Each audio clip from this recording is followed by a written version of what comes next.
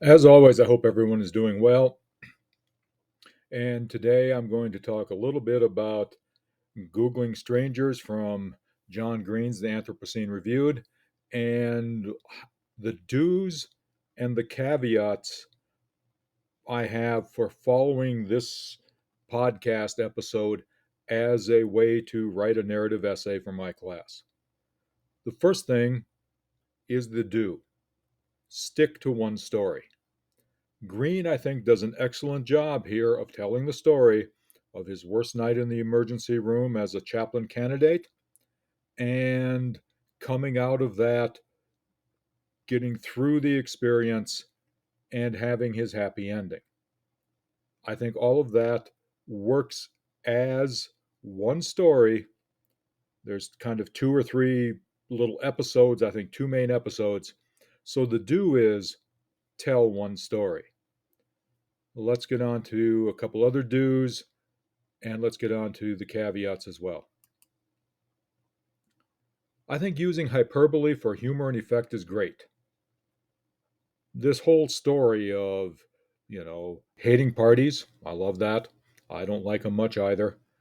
But the whole idea of all of this detail, all of the things he mentions in this thing is just a bit over the top.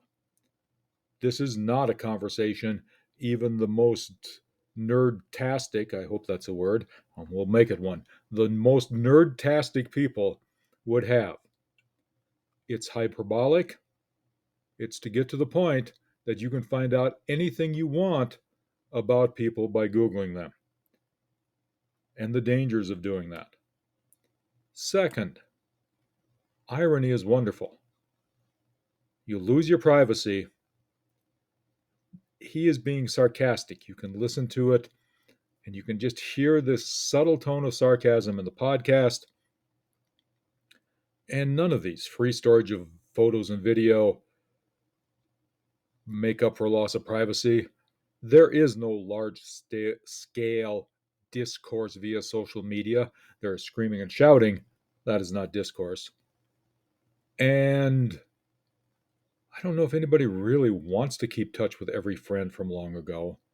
We just happen to be able to do it. Caveat number one, don't overdo a good thing.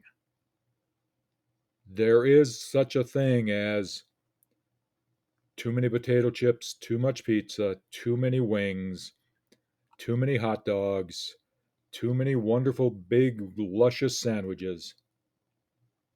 I'll carve out that perhaps there's an exception for bacon.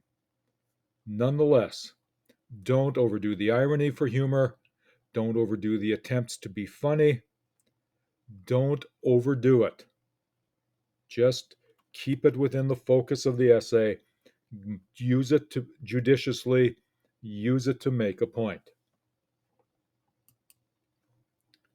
Number two, he has a big idea. Actually, he has a couple of them in there.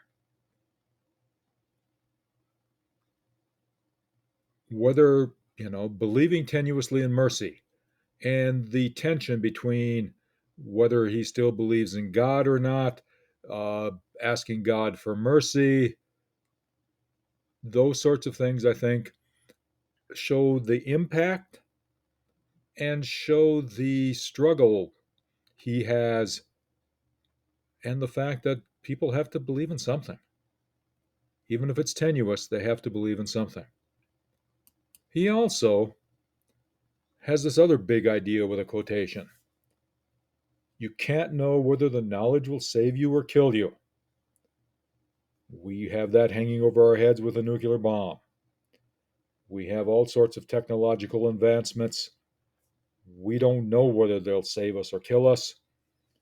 Just today, I read an article about human appearing or humanoid like robots being used in warehouses to lift, that perhaps AI will be used to help old people stay in their homes longer. And yet, at the same time, we have people all over the place warning us that AI could destroy us. And it was the same with all of the things we were doing in the 50s, 60s, 70s, and 80s that all of a sudden may have produced climate change. We didn't know whether the knowledge that we were using and applying to make the world a better place was going to save us or cause us all sorts of harm. There are some caveats to that. Number one, you can't just throw a big idea out there without developing it. And when you develop that, you must show.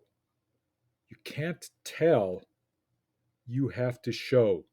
The plot details, the events in the narrative have to show the philosophy in action. You just can't tell someone. Green was granted a merciful gift. The kid's alive. He showed that. He didn't tell us, he showed us. And it's the same with the knowledge. He went out and did it. He did the Google search. He got the knowledge, but he had to take, for lack of a better phrase, a leap of faith and ignore whether that knowledge was going to crush whatever belief he had left in mercy